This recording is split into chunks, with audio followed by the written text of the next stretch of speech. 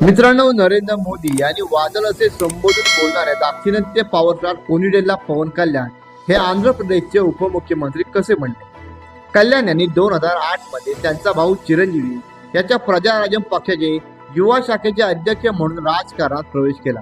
परंतु प्रजाराज्यम पक्ष काँग्रेसमध्ये विलीन झाल्याने कल्याण यांनी राजकारणातून ब्रेक घेतला. 2014 मध्ये त्यांनी स्वतःच्या जनसेवा पक्षाची स्थापना केली.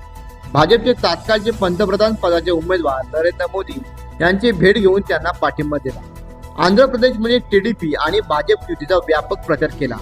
2019 मध्ये जनसेवा पक्षाने आंध्र प्रदेशच्या विधानसभा निवडणुकीत 140 पैकी फक्त एक जागेवरती यश मिळवलं होतं. परंतु 2024 ला आंध्र प्रदेश विधानसभा निवडणुकीत 21 तर लोकसभा निवडणुकीत 2 जागा लढवल्या होत्या.